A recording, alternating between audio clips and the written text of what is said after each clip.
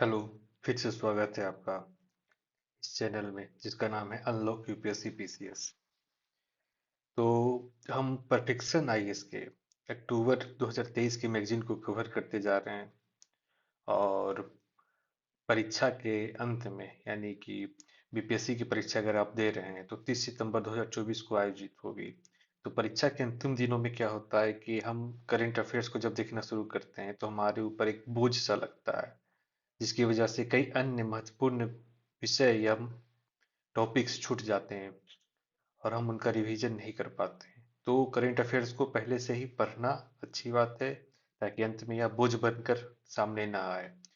तो हम शुरू करते हैं। आज का जो टॉपिक है वो है हमारा महत्वपूर्ण दिवस। शुरू करते हैं। देखिए, महत्वपूर्ण दिवस ये अक्टूबर महीने का जो भी मैग जो भी मैगजीन परफेक्शन आईएएस का आता है वो जो है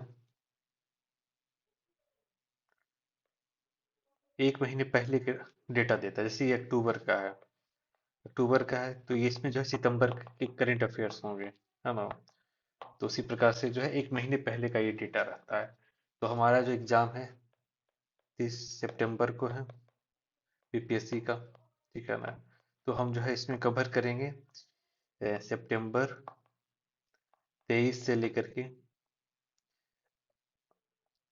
सितंबर 24 तक का, लगभग एक साल एक महीने का लगभग हम कवर करके जाएंगे, है ना। मेनली क्वेश्चन जो है सितंबर 24 ना होकर के अगस्त 24 तक का ही होता है, लेकिन फिर भी जो है हम कवर करके रखेंगे। ठीक है। तो शुरू करते हैं दिवस को। देखिए, इसमें सितंबर से संबंधित है, और दूसरी बात है कि कई सारे जो दिवस है ना एक दूसरे से मैच करते हैं। ठीक है ना। जैसे कि 1 से 7 सितंबर को जो है पोषण दिवस मनाया जाता है, राष्ट्रीय पोषण दिवस। तो 1 से 8 सितंबर को साक्षरता सप्ताह मनाया जाता है। तो हम जो है इसको एक टाइम लाइन के माध्यम से समझते हैं और याद करते हैं। ये देखिए, मैंने एक टाइम लाइन बनाया है सितंबर का, जिसमें 1 2 3 सितंबर है, 7 से लेकर के 25 तक सितंबर जो इसमें कवर किए गए हैं उनको लिया है मैंने। तो देखिए, अब इसे याद करेंगे, सितंबर को रिलेट कैसे करेंगे। जैसे हम नंबर को याद करेंगे एक एक करके, लेकिन उसके पहले सितंबर को सब में कॉमन होना चाहिए। तो क्या शब्द है सितम। सितम का अर्थ होता है प्रताड़ित करना या दुख देना। ठीक है ना। तो हर एक में हम सितम से संबंधित संबंध करेंगे हर एक दिवस को, जिससे कि हमें याद रहे। ठीक है ना। तो हम शुरू करते हैं 1 तारीख से। तो जो सितंबर जो आरंभ होता है 1 सितंबर से स्टार्ट होता है। तो 1 सितंबर से लेकर के 7 सितंबर तक, यानी कि सितंबर का पहला सप्ताह वो पोषण सप्ताह के रूप में मनाया जाता है। यानी कि अगर हम किसी पे सितम करते हैं, प्रताड़ित करते हैं, तो उसको पोषण की कमी हो जाती है। ठीक है ना। स्टार्ट जैसे कि मान लीजिए घरेलू हिंसा की जा रही है पति के द्वारा पत्नी पे, तो जाहिर सी बात है कि पोषण की कमी हो सकती है पत्नी की। तो 1 से 7 सितंबर स्टार्टिंग का है सितम, तो वो है पोषण सप्ताह मनाया जाता है। ठीक। तो जो पोषण मना लिया जाता है, मान लीजिए किसी बच्चे का पोषण हो गया, तो पोषण के बाद जो है साक्षरता की भी बात आती है। जैसे स्कूल में जाते हैं तो मिड डे मील मिलता है, यानी मध्याह्न भोजन मिलता है। तो वहाँ पोषण भी होता है, साक्षरता भी होती है, यानी पोषण और साक्षरता साथ साथ चलते हैं, है ना। तो एक तो पोषण 1 से 7 सितंबर है। तो 1 से 7 सितंबर की बजाय 1 से 8 सितंबर जो है हमारा साक्षरता सप्ताह है। ठीक है ना। ये भारत में मनाया जाता है। ठीक। 1 से 7 सितंबर जो है ये पोषण सप्ताह, 1 से 8 सितंबर साक्षरता सप्ताह। ठीक। और 8 सितंबर को ही, जिस दिन ये साक्षरता सप्ताह खत्म होता है, उसी दिन जो है अंतर्राष्ट्रीय साक्षरता दिवस भी मनाया जाता है। अंतर्राष्ट्रीय होता है ये। ठीक। ये तो हो गया याद। अब आगे 2 सितंबर, 2 सितंबर को मनाया जाता है हमारा तिब्बती लोकतंत्र दिवस। हुआ क्या था कि 1959 में तिब्बत में तिब्बती क्रांति हुई थी। क्यों हुई थी कि चाइना जो है, चाइना की जो पीपुल्स पार्टी है, ये तिब्बत पे कब्जा करना चाहता था। तो उसने जो है वहां पे एक क्रांति हुई थी, तिब्बती क्रांति, जिसमें पीपुल्स पार्टी के द्वारा हजारों तिब्बतियों को मार दिया गया। ठीक है ना। तो वहां पे जो है वहां से तिब्बती भागने लगे वहां। तो बहुत सारे लोग जो आकर के शरण लिए भारत में, भारत में आकर के शरण लिए। यानी कि वहां से वो निर्वासन हो चुका था उनका, ठीक है ना। भारत में आके शरण लिए। तो जो चीन से संबंधित यानी कि तिब्बत से जो बाउंड्री टच करती है भारत की, जैसे हिमाचल प्रदेश हो गया, इसके बाद हमारा उत्तराखंड हो गया, तो इन सब क्षेत्रों में आकर के तिब्बत से लोग आने लगे थे। इसी दौरान जो है दलाई लामा भी आए थे, ठीक है ना, 1959 के तिब्बती 1959 के तिब्बती क्रांति के समय में, ठीक। तो दलाई लामा को कहा जाता है कि भारत शरण दे दिए हुए है, और चाइना इससे चिढ़ता भी है कि आखिर क्यों शरण दिया गया है इन्हें भारत में, ठीक। एक वीआईपी आदमी के रूप में इन्हें माना जाता है भारत में। तो क्या हुआ था कि पहले तिब्बत में लोकतंत्र था, तरह का लोकतंत्र था, वहाँ सांसद वगैरह थे। लेकिन जब से चाइना अटैक किया तो लोकतंत्र खतरे में पड़ गया। यानी कि एक नंबर पे पहले हुआ करता था लोकतंत्र, अब ये 2 नंबर पे घिसक के चला गया तिब्बत का लोकतंत्र। क्यों? क्योंकि वहाँ के लोगों पे सितम किया गया चाइना के द्वारा, ठीक है ना। तो चाइना के सितम की वजह से लोकतंत्र तिब्बत का 1 से 2 नंबर पे आ गया था। 2 सितंबर तिब्बती लोकतंत्र दिवस, फिर 3 सितंबर, ठीक। तो देखिए, 3 सितंबर को कैसे याद रखेंगे कि भारत में भारत में मुख्यतः सनातन धर्म का मेजोरिटी है, या बहुसंख्यक है, ठीक है ना। तो मान लीजिए कि, और अभी जो है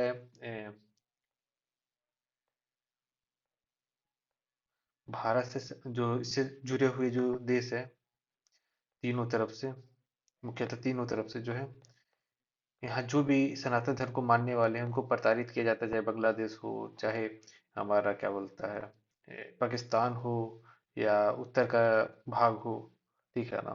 तो एक सनातन धर्म को जो है परेशान किया जाता है। तीन सित तो तीनों तरफ से किया जाता है, 3 सितंबर सितम किया जाता है उनपे, तो सनातन धर्म के लोगों पे। तो सनातन धर्म दिवस कब मनाया जाएगा? 3 सितंबर को, ठीक। उसके बाद है ये देखिए, पोषण सप्ताह कब मनाए थे? 1 से 7 को, ठीक। तो 7 को, तो जिस दिन पोषण सप्ताह खत्म होगा, ठीक, उसी दिन जो है पुलिस अंतर्राष्ट्रीय दिवस और स्वच्छ वायु दिवस मनाया जाता है। इसको कैसे याद रख सकते हैं? इसको याद रखने का तरीका है 7 सितंबर, ठीक है ना। जब हम कोई भी सितम करेगा सितम करेगा हम पे, तो हम जो है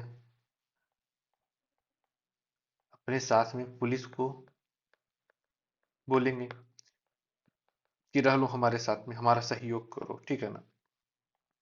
साथ कौन रहेगा? पुलिस रहेगा, सितम से बचने के लिए, ठीक है ना। तो सितम से सितंबर और 7 से 7, 7 सितंबर हो गया पुलिस से बचने के लिए। उसके बाद है अंतर्राष्ट्रीय स्वच्छ वायु दिवस, ठीक। देखिए, साफ वायु की बात होती है ना, साफ वायु की बात होती है। आखिर इतना सितम हो रहा है कि इतना पोल्यूशन हो चुका है कि सभी लोग परेशान हो चुके वायु प्रदूषण से, ठीक है ना। तो अब जो है साफ वायु की बात होती है, साफ वायु। साफ से याद रखेंगे 7 सितंबर को जो अंतर्राष्ट्रीय स्वच्छ वायु दिवस मनाया जाता है। और 7 सितंबर यानी पुलिस को साथ लेना चाहते हैं, सहयोग करो हमारा, तो अंतर्राष्ट्रीय पुलिस सहयोग दिवस मनाया जाता है, ठीक। उसके बाद है 9 सितंबर। देखिए, अगर मान लीजिए पूरे विश्व में ईवी यानी इलेक्ट्रॉनिक व्हीकल्स, ठीक है ना, यानी कि इलेक्ट्रॉनिक वाहन जिसको बोलते हैं, अगर वो आ जाए, हर जगह आ जाए, तो क्या सितम होगा पर्यावरण पे? पर्यावरण पे नहीं ना होगा। तो नो, यानी सितम नहीं होगा। तो 9 सितंबर को क्या मनाया जाता है? इलेक्ट्रिक वाहन दिवस मनाया जाता है, ठीक। उसका फिर 12 सितंबर। अब देखिए, दक्षिण दक्षिण के जो देश हैं, दक्षिण दक्षिणी गोलार्ध के, ठीक, तो उनमें यूनिटी नहीं थी उस तरह की जिस तरह की पश्चिमी देशों में है, या फिर उत्तरी देशों में है मुख्यतः, ठीक है ना। तो अगर उन्हें उनके ऊपर जो कई बार सितम भी किया जाता है ना, पश्चिमी देशों के द्वारा या उत्तर के देशों के द्वारा, दक्षिण दक्षिण के, तो अगर दक्षिण दक्षिण के जो देश है, अगर सभी लोग एक दूसरे के सहयोग करें तो वो कुछ बड़ा कर सकते हैं, बड़ा कर सकते हैं, ठीक है ना। और सितम से भी बच सकते हैं। ठीक, तो बड़ा से हम याद रखेंगे 12, और सितम से तो सितंबर, ठीक है ना। तो 12 सितंबर को जो है दक्षिण दक्षिण सहयोग दिवस। 14 सितंबर तो पता ही है सबको, हिंदी दिवस मनाया जाता है। ठीक है, विश्व हिंदी दिवस कब मनाया जाता है? 10 जनवरी को मनाया जाता है। ठीक, उसके बाद हो गया 15 सितंबर। ठीक, अब देखिए इसको याद कैसे रखेंगे।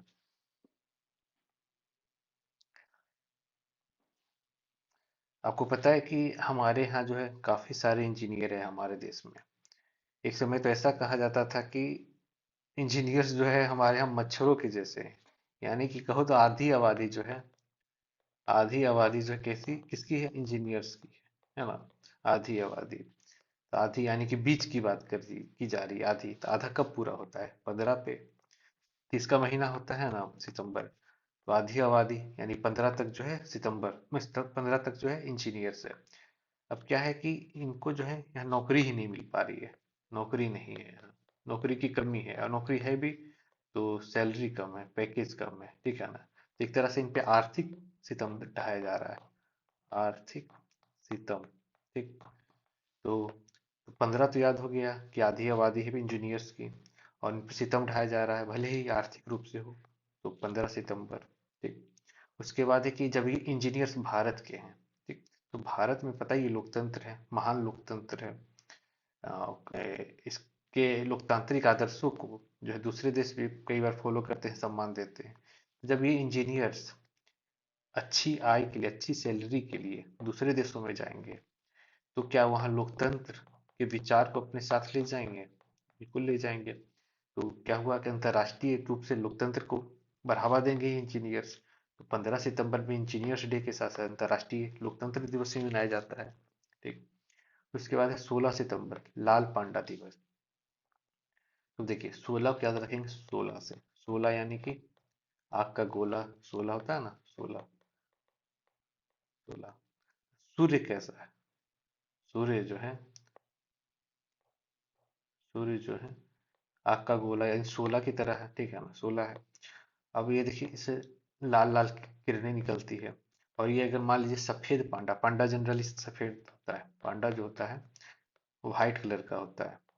तो अगर व्हाइट पांडा पे शोला पड़ेगा यानी आग, आग की रोशनी पड़ेगी, तो किस तरह के हो जाएंगे? लाल दिखेंगे, ठीक है ना, लाल पांडा। तो लाल पांडा कैसे हो गए?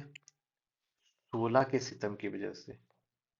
16 यानी सूर्य के सितम की वजह से जो है लाल हो गए पांडा, 16 के सितम की वजह से। अब 16 यानी सूर्य की बात कर रहे थे, तो अगर मान लीजिए सूर्य यानी 16 का सितम कैसे होता है? पैरावैगनिक किरणों के द्वारा भी होता है। पैरावैगनिक किरणें के द्वारा ये सितम ढाती है। इनसे जो है क्या बोलते हैं, कैंसर, जैसे स्किन कैंसर होता है।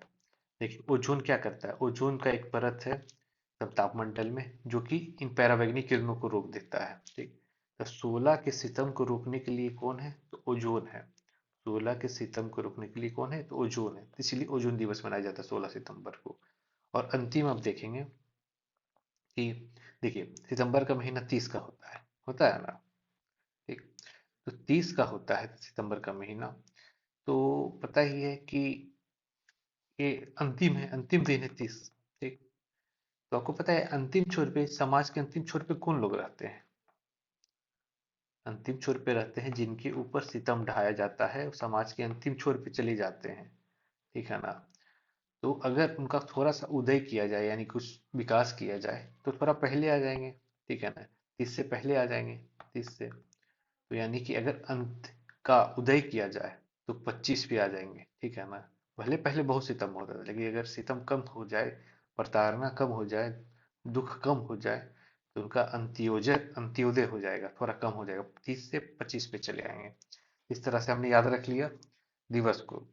अब उसके बारे में थोड़ा डिटेल में देखते हैं, उसके थीम क्या है, क्यों मनाया जाता है, इनकी क्या क्या शताब्दी है, उससे रिलेटेड जो अतिरिक्त जानकारी है उसे हम देखेंगे। ठीक,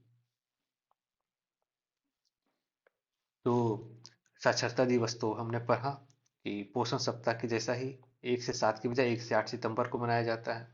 ठीक, 2023 को मनाया गया। उसके आयोजक कौन है? साक्षरता की बात करेंगे, शिक्षा मंत्रालय होगा, सीधी सी बात है। उसके बाद है कि उल्लास, यह सभी हितधारकों के बीच पर उल्लास यानी नव भारत साक्षरता कार्यक्रम के बारे में जागरूकता पैदा करने के लिए। उल्लास क्या है? एक नव भारत साक्षरता कार्यक्रम है, ठीक है ना। उल्लास है एक नव भारत साक्षरता कार्यक्रम।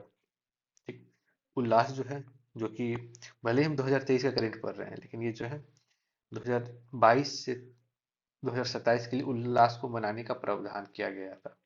उल्लास का फुल फॉर्म क्या है? ULLAS, ठीक है ना। इसका है understanding of life long learning for all in society, यानी समाज में सभी के लिए आजीवन सीखने की समझ। यू से अंडरस्टैंडिंग, एल से लाइफ लॉन्ग, एल से लर्निंग, ए से ऑल और एस से सोसाइटी, यानी समाज में जितने भी लोग हैं, सभी लोग हैं, उनके लिए आजीवन सीखने की समझ कि आप सीखिए, आजीवन सीखते रहिए, ठीक है ना। ये समझ विकसित करना ही उल्लास का काम है। समझ विकसित कैसे होगा? जागरूकता फैलाने से, है ना। तो ये समझ विकसित करना, उल्लास, उल्लास का माहौल है। तो क्वेश्चन पूछा जा सकता है कि उल्लास जो है किस चीज से संबंधित है? तो उल्लास जो है साक्षरता से संबंधित है, ठीक है ना। तो और ये किसके द्वारा किया जा रहा है? तो शिक्षा मंत्रालय के द्वारा उल्लास किया जा रहा है। इसका स्लोगन क्या है? कि जन जन को साक्षर किया जाए, ठीक है ना। यानी कि देखिए, यहाँ देखिए, सभी के लिए बात किया जा रहा है, यानी कि जन जन की बात की जा रही है। तो जन जन जब सीखेंगे तो साक्षर होंगे, तो इसका स्लोगन या टैगलाइन भी है जन जन साक्षर। और ये राष्ट्रीय शिक्षा नीति 2020 यानी 2020 का रूप है, ये तो पता ही है। अगला हिंदी दिवस 2023 14 सितंबर को मनाया जाता है। आखिर 14 सितंबर को क्यों मनाया जाता है? क्योंकि 14 सितंबर 1949 को अपनाई गई थी राजभाषा के रूप में हिंदी। 1949, 14 सितंबर 1949 को, यानी कि गणतंत्र दिवस से पहले, यानी 26 जनवरी 1950 को हुआ था, उसके पहले 14 सितंबर 1949 को ही देवनागरी में लिखी गई हिंदी को राजभाषा के रूप में स्वीकार कर लिया गया था। ठीक। अब एक चीज और गौर कीजिए, ये देखिए, हिंदी साहित्य सम्मेलन की स्थापना कब हुई थी? 1910 में हुई थी, ठीक है ना। 1910 में हुई थी। और विश्व हिंदी सम, विश्व हिंदी सम्मेलन की शुरुआत कब हुई थी? 10 जनवरी को हुई थी। आपको पता है कि विश्व हिंदी सम्मेलन की शुरुआत 10 जनवरी को हुई थी, इसीलिए जो है विश्व हिंदी दिवस मनाया जाता है 10 जनवरी को, ठीक। और उसी 10 को, यानी 10 से 1910 याद रखेंगे, 1910 में हिंदी साहित्य सम्मेलन भी हुआ, ठीक। लेकिन बिहार हिंदी साहित्य सम्मेलन कब हुआ? तो ये हुआ 9 साल के बाद, यानी 1919 में, जब अम, अमृतसर का जलियांवाला बाग हत्याकांड हुआ था, उस समय 1919 में हुआ था। 1919 इसमें जो है कहाँ हुआ? मुजफ्फरपुर में हुआ था। लेकिन मुख्यालय कहाँ है? पटना में। राजधानी है तो पटना में ही होगा। और हुआ कहाँ था? मुजफ्फरपुर में, 1919 में, 19 अक्टूबर 1919 में, ठीक। चलो बोलते हैं हिंदी साहित्य के पितामह कौन है? भारतेंदु हरिश्चंद्र। इंजीनियर्स दिवस हमने पढ़ा था, 15 सितंबर को मनाया जाता है। या एम विश्वेश्वरैया की जयंती में मनाया जाता है, ठीक। एम विश्वेश्वरैया जो है एक इंजीनियर बात थे, पहले वो दीवान थे एक रियासत के। और वो जो है वहां से वो फिर पढ़ने के लिए चले गए रियासत के खर्च पे विदेश। और वहां से उन्होंने इंजीनियरिंग की पढ़ाई की थी, और उसके बाद फिर जो है वो वापस आकर के देश के विकास के लिए उन्होंने योगदान दिया था, ठीक है ना। तो इसका थीम क्या है? टिकाऊ भविष्य के लिए इंजीनियरिंग, यानी ऐसा इंजीनियरिंग करो कि जिससे भविष्य जो है टिकाऊ बन सके, ठीक है ना। तो एम विश्वेश्वरैया के बारे में 1903 में एक सिंचाई प्रणाली का पेटेंट करवाया, जिसे ब्लॉक सिस्टम के नाम से जाना जाता है। उन्होंने एक बनाया क्या? ब्लॉक सिस्टम, जो एक सिंचाई प्रणाली का पेटेंट था, ठीक है ना। पुणे के पास खड़गवासला जलाशय में स्थापित स्वचालित वियर वाटर फ्लड गेट उनका पेटेंट डिजाइन था। पुणे के पास क्या है? खड़गवासला जलाशय में, वहां पे क्या है? स्वचालित वियर वाटर फ्लड गेट, ठीक है ना।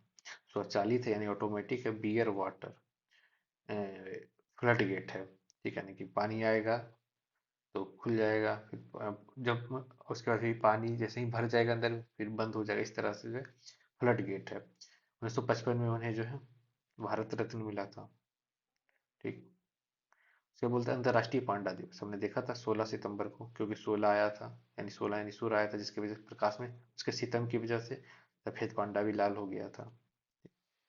तो ये जो है प्रत्येक सितंबर के तीसरे शनिवार को मनाया जाता है। प्रत्येक सितंबर के तीसरे शनिवार को मनाया जाता है। और 2023 में 16 सितंबर को जो है ये तीसरा शनिवार पड़ रहा है, इसीलिए 16 सितंबर को मनाया जा रहा है। इसकी IUCN, international union for conservation of nature, ये एक संस्था है जो वन्य जीवों और वनस्पतियों के संरक्षण पे काम करती है, अंतर्राष्ट्रीय संस्थान है। और ये जो है इसे जो है लुप्त प्राय की कैटेगरी में डाल दी है, श्रेणी में डाल दी लाल पांडा को। ठीक।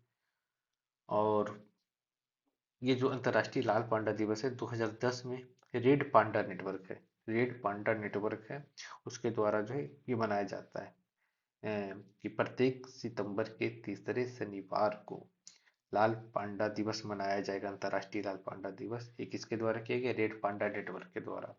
लाल पांडा कहाँ पाए जाते हैं? तो ये पूर्वी हिमालय है ना, भारत से देखिए कनेक्ट करके, पूर्वी हिमालय।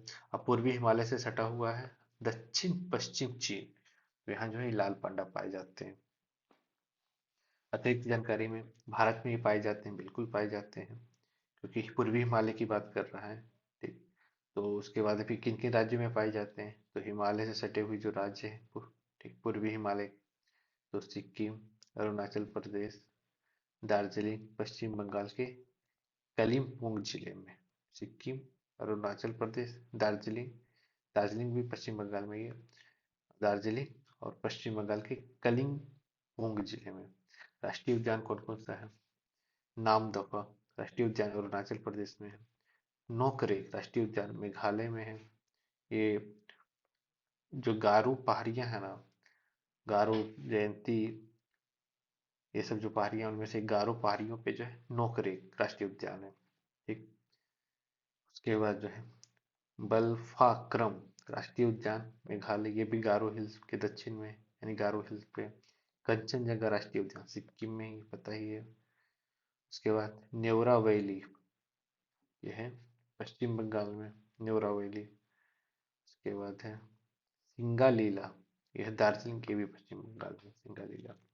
अब आगे देखते हैं अंत्योदय दिवस। अंत्योदय दिवस हमने देखा 25 सितंबर को मनाया जाता है। और अंत्योदय की बात कौन करते थे? अंत्योदय की बात एक्चुअल में जो है ना पंडित दीनदयाल उपाध्याय जी करते थे, कि जो अंत में समाज की जो अंतिम छोर पे जो व्यक्ति है उसका जब हम उदय करेंगे तो वो वास्तविक जो है विकास कहलाएगा। ये बात जो है पंडित दीनदयाल उपाध्याय की थी। तो उनका जो जयंती है उसी को जो है अंत्योदय दिवस के रूप में मनाया जाता है। और ये जो पंडित दीनदयाल उपाध्याय हैं, इन्होंने ये सह संस्थापक थे किसके? भारतीय जनसंघ के, यानी BJS, जो अभी जो है जिससे भाजपा बनी है। ठीक है ना। देखिए, अगस्त के करंट अफेयर्स को पढ़ने का कोई फायदा नहीं है, क्योंकि क्वेश्चन जो है 1 सितंबर 2023 से आएंगे। हाँ, थोड़ा अंतर्राष्ट्रीय अंतरिक्ष दिवस को देखिए, 23 सितंबर 23 अगस्त को ये जो है वहां पर लैंड कर गया था। ठीक है ना। उसके बाद है अंतर्राष्ट्रीय दिवस की बात करेंगे, तो अंतर्राष्ट्रीय दिवस तिब्बती लोकतंत्र दिवस, तो पता ही है 2 सितंबर को, क्योंकि लोकतंत्र जो है 1 नंबर से जो घिसक करके 2 नंबर पे आ गया था, क्योंकि सितम किया जा रहा था किसके द्वारा? चीन के द्वारा किया जा रहा था। फिर जो है निर्वासित तिब्बती सरकार, यानी कि उस समय जो लोकतंत्र थी, यानी कि जो उस समय की सरकार थी तिब्बत की, वो वहां से निर्वासित हो गई, भाग आई कहाँ? हिमाचल प्रदेश, धर्मशाला। धर्मशाला यानी धर्मशाला था कि कोई भी आकर ठहर सकता था, तो वो अगर धर्मशाला में ठहर गई तो वहीं जो है ये मनाया गया है तिब्बती लोकतंत्र दिवस। ठीक है ना। उसके बाद बोलता है 2 सितंबर 1960 को निर्वासित तिब्बती संसद के पहले निर्वाचित प्रतिनिधियों ने बोध गया में शपथ लिया था, कि बोध गया में उन्होंने शपथ लिया था, जो निर्वासित तिब्बती सांसद थे 1960 में। 1960 में उन्होंने लिया था। 1959 में जो है तिब्बती क्रांति हुई थी, जिसमें चाइना की पीपुल्स पार्टी ने त्राहिमाम मचा दिया था, हजारों तिब्बतियों को मारा था। ठीक है ना। तो वो जो है बोध गया में उन्होंने शपथ ली थी, जो वहां से सांसद भागे थे। अगला है, ये फिर से अगस्त का है। ठीक। देखिए, नई दिल्ली में 18वां G20 शिखर सम्मेलन का विषय वसुधैव कुटुंबकम था, पता ही है। ये ये श्लोक को कहाँ से लिया गया है? महाउपनिषद से लिया गया है। महाउपनिषद 6 के अध्याय 6 में मिलता है, ठीक है ना। बाद में ये जो हितोपदेश में भी मिलता है, हितोपदेश। ये महाउपनिषद किसका है, किस का है? तो ये है सामवेद का, ठीक है ना। सामवेद का पाठ है महाउपनिषद, इसका अध्याय 6। यहाँ तीन, अध्याय 6 की बात कर रहा हूँ। यहाँ देखिए तीन शब्द हैं वसुधैव कुटुंबकम में, ठीक है ना। एक है वसुधा, एक है ईव, दूसरा, तीसरा है कुटुंबकम। लेकिन अध्याय 6 दो गुना, जितने शब्द उसके दो गुना वसुधैव कुटुंबकम का। ठीक। हाँ, अगला है नीले आसमान के लिए चौथा अंतर्राष्ट्रीय स्वच्छ वायु दिवस। तो हमने देखा था स्वच्छ वायु जो है सितंबर में मनाते हैं। सितंबर में भी कब मनाते हैं, कब मनाते हैं हम? सितंबर में मनाते हैं। सितंबर, वायु प्रदूषण का सितम हो रहा है हम पे, तो हमें चाहिए साफ वायु। तो साफ से हमने याद रखा था 7 को, तो 7 सितंबर को मनाते हैं। और इसका थीम वही कि स्वच्छ वायु के लिए सब एक साथ आए। स्वच्छ वायु के लिए एक साथ आइए। एक अकेले व्यक्ति से नहीं होगा, क्योंकि वायु सबकी है, तो सबको साथ आना होगा, उसको स्वच्छ बनाने में सहयोग देना होगा। अगला है संयुक्त राष्ट्र अंतर्राष्ट्रीय पुलिस सहयोग दिवस, ठीक है ना। तो ये जो हमने देखा था, ये भी 7 सितंबर को मनाया गया जाता है। एक्चुअली ये पहली बार मनाया गया 2023 में। क्यों मनाया गया 2023 में पहली बार? क्योंकि 7 सितंबर 1923 को, यानी कि 100 साल पहले, इंटरपोल यानी इंटरनेशनल पुलिस, जिसे अंतर्राष्ट्रीय पुलिस भी बोलते हैं, ठीक है ना, उसने जो है उसकी स्थापना हुई थी। ठीक। तो उसकी स्थापना हुई थी, तो आज 100 साल होने के उपलक्ष्य में, एक शताब्दी होने के उपलक्ष्य में, पहली बार इंटरपोल ने 7 सितंबर 2023 को ये बनाया है संयुक्त राष्ट्र अंतर्राष्ट्रीय पुलिस सहयोग दिवस। ठीक। इंटरपोल जो यानी इंटरनेशनल पुलिस 195 सदस्य देशों वाला विश्व का सबसे बड़ा पुलिस संगठन है।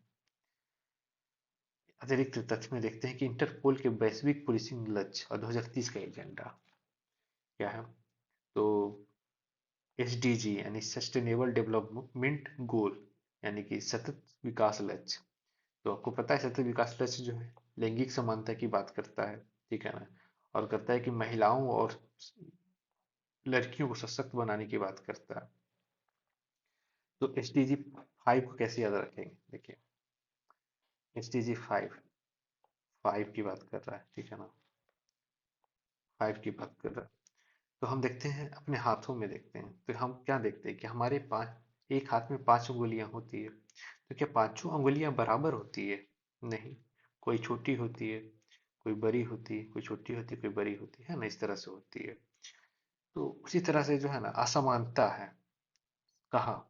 लिंग में। लिंग के आधार पर भी उसी तरह समानता समानता है। जिस तरह से हमारे हाथों के अंगुलियों में असमानता है, 5 अंगुलियों में, उसी तरह से लिंग में भी असमानता है। तो 5 अंगुलियों से 5 याद रहेगा। असमानता की जब बात आएगी लैंगिक समानता की, तो लैंगिक समानता 5, इस तरह से अंगुलियों की असमानता से याद रख सकते हैं, ठीक है ना। तो ये लैंगिक समानता की बात करता है और महिलाओं और लड़कियों को सशक्त करने की बात करता है। ठीक। अभी 16 से हमने याद क्या रखा था? 16 सितंबर, जिसमें कि लाल पांडा दिवस भी मनाया गया था। 16 से हमने देखा ओजोन दिवस भी मनाया गया था। अब यही 16 जो है, 16 से हम याद रखेंगे कि जब 16 का सितम होता है, तो हम क्या चाहते हैं कि हमें शांति मिले, हमें अब सितम नहीं करना है, ठीक है ना। या फिर इसको ऐसे भी याद सकते हैं, एक सेकेंड, इसको याद रख सकते हैं 16, ठीक है ना। 16 को याद रख सकते हैं, शोला यानी कि शोले, है ना। शोले यानी सोना। सोने से क्या आती है? शांति, ठीक है ना। सोना से जो है शांति आती है, और जिससे जो है न्याय, 16 से यानी न्याय मिलता है, मजबूत संस्थाएं की बात होती है, ठीक है ना। उसके बाद है 17, 17, 17 को याद कैसे रख सकते हैं? 17 को याद रख सकते हैं खतरा से, जब खतरा की बात आती है तो सभी को एक साथ आना होता है, यानी कि वैश्विक साझेदारी होती है। उनको जो है फिर से पुनर्जीवित करना होता है। ठीक है ना? कोई भी जब खतरा आता है तो यानी सब लोग साथ आइए, यानी वैश्विक साझेदारी कीजिए, ताकि हम अपने अस्थायी विकास को सुनिश्चित कर सके। खतरा खतरा खतरा से वैश्विक साझेदारी की जरूरत, पुनर्जीवित करने की जरूरत, ताकि उससे अस्थायी विकास किया जा सके। ठीक। अंतर्राष्ट्रीय साक्षरता दिवस हमने देखा कि पहला जो सप्ताह होता है 8 सितंबर 2023 को जो है खत्म होता है साक्षरता दिवस का साक्षरता सप्ताह। तो 8 सितंबर 2023 को यूनेस्को द्वारा जो है अंतर्राष्ट्रीय साक्षरता दिवस मनाया जाता है। ठीक है ना? इसकी थीम क्या है? परिवर्तनशील पुलिस के लिए साक्षरता को बढ़ावा देना और टिकाऊ और शांतिपूर्ण समाजों की नींव का निर्माण करना। फ्रांस के पेरिस में एक सम्मेलन का आयोजन किया गया है। यूनेस्को की जो यूनेस्को का मुख्यालय है वो पेरिस में ही है, फ्रांस की राजधानी पेरिस में ही है। तो ये तो जब साक्षरता दिवस यूनेस्को मना रहा है तो ये जो है यूनेस्को पेरिस में ही होगा। ILD, ठीक है, इंटरनेशनल लिटरेरी डे, अंतर्राष्ट्रीय साक्षरता दिवस की स्थापना यूनेस्को द्वारा जो है 26 अक्टूबर 1966 को इन्हें यूनेस्को के सम्मान सम्मेलन के 14वें सत्र में की गई थी।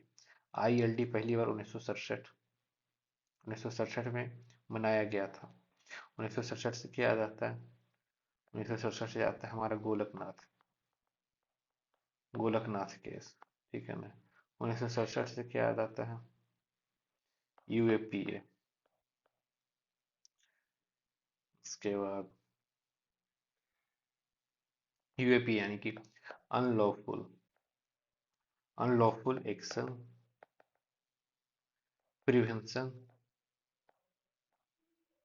एक्ट, यानी कि जो उस समय जो आतंकवादी क्या बोल सकते हैं गतिविधियां हो रही थी उनको रोकने के लिए जो है 1967 में ये लाया गया था।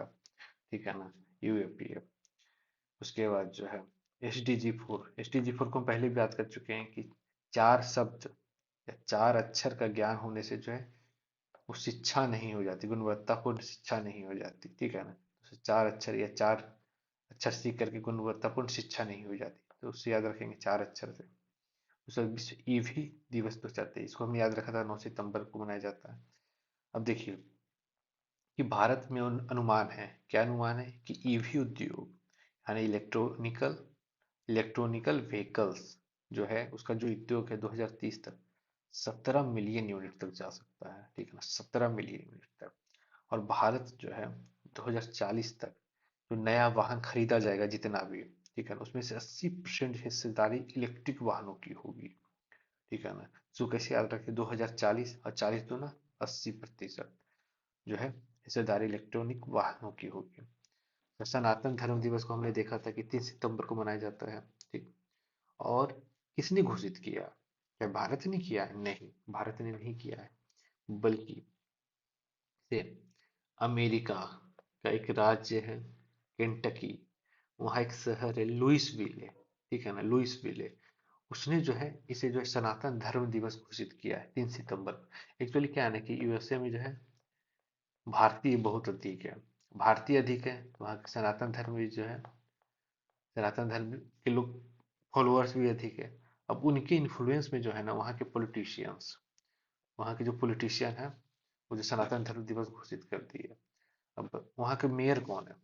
जो लुइस विले है, वहाँ का मेयर कौन है? तो क्रेग ग्रीनबर्ग। ठीक है ना? Craig Greenberg. ठीक है ना? ग्रीनबर्ग यानी ग्रीन क्लास। ठीक है ना? जब उन्होंने देखा कि हमारा क्लास ग्रीन हो गया, वर्ग ग्रीन हो गया है, चलो इसको सनातन धर्म का बना दो। ठीक। दक्षिण दक्षिण सहयोग के लिए हमें याद रखा था 12 सितंबर को मनाया जाता है। और सहयोग की बात हो रही है, यानी एकजुटता की बात हो रही है, समानता की बात हो रही है, साझेदारी की बात हो रही है। SDG यानी सस्टेनेबल डेवलपमेंट गोल्स को हासिल करने की बात हो रही है। तो ये जो है दक्षिण दक्षिण सहयोग से ही अनलॉक हो सकता है। अनलॉक अनलॉक हमारे चैनल का नाम unlock UPSC PCS। Global south global south की बात आती है तो ये जो जितने भी अविकसित या आर्थिक रूप से वंचित राष्ट्र है ना, खास करके जो है खास करके दक्षिण दक्षिण के, ठीक है ना, तो वो सारे जो ग्लोबल साउथ में आते हैं।